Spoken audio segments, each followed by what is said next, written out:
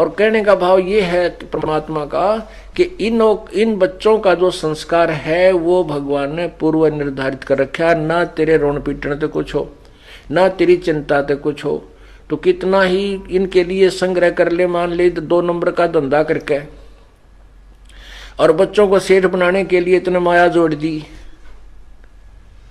और इनके भाग में माया नहीं है तो वो एक झटके में नाश कर देंगे, या तो शराब पीने लग जाएंगे या कोई और बर्बादी कर देंगे। एक फौजी था, वो उपदेश लिया, उसके बाद बताने लगा जी बात तो आपकी सही है।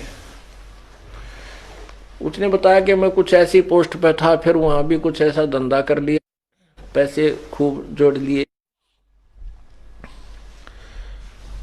अपने खर्चे भी ना कति कम करके न धन जोड़ने की सोची।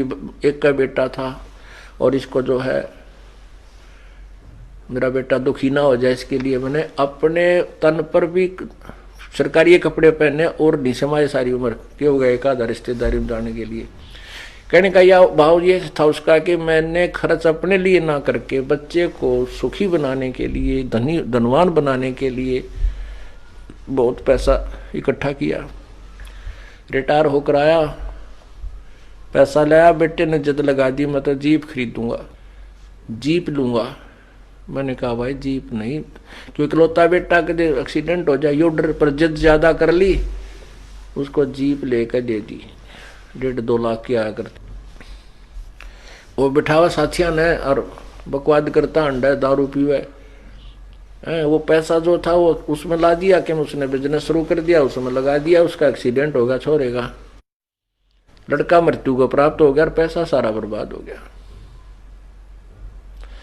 अब हम 9 बिरानी आग जलते हैं, जो बच्चों के संस्कार हैं वो उनको मिलेंगे, उनसे ना आप कम कर सकते ना ज्यादा कर सकते। हम इसीलिए चिचड़ हो रहे हैं इन बच्चों के लिए, इसलिए दुखी हुए रहते हैं कि कहीं न्यू ना हो जाए, ऐसा ना हो जाए, क्योंकि हमें ज्ञान नहीं। जैसे राजा जनक थे और सीता उनकी पुत्री थी, उनका ब्याह कर दिया। राजा जनक को पता था कि उनको वनवास मिल गया और वो जंगल में भटक रहे हैं, 14 वर्ष भटकेंगे, तो वो कर सकता था मदद अपनी बेटी की। राजा था, बहुत ही अच्छा राजा था, बहुत अच्छा धनवान राजा था। तो वहां जंगल वहां भी थे, अपना बेटी को और दामाद को वहां जंगल में बैठा देता कि ले बे तुम अपने वन में रहो और खाना पीना यहां से जाएगा, खूब सुविधा दे सकता था, लेकिन नहीं। वो विद्वान था, वो ज्ञान भगवान के विधान से परिचित था कि बच्चे की किस्मत के साथ वो खुद संघर्ष करेगी, हम उसकी कुछ मदद नहीं कर सकते और ना ही ऐसा हमें करने में कोई लाभ होगा। रावण के साथ युद्ध हुआ तब भी जनक ने कोई एक्शन नहीं लिया कि जैसे इनके कर्म है ये आप निपटेंगे, और वैसा ही हुआ। जनक ने मदद ना करी तो भी सीता का जीवन जैसा था वैसा ही प्रफुल्लित हुआ। इस प्रकार जो समझदार व्यक्ति ज्ञान के आधार में चलेंगे तो या बिरानी आग ना जलेंगे। मान लीजिए बच्चे ने कोई व्यापार किया है और आप भी साथ ही लग रहे हो, हानि होगी।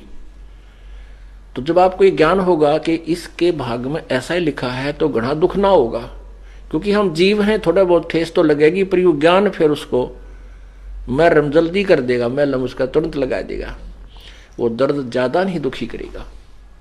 ये बात याद आऊंगी या बिरानी आ गया भाई काल न ला रखी है, इस ज्ञान से बुझेगी, ज्ञान से नॉर्मल होगी, कम होगी।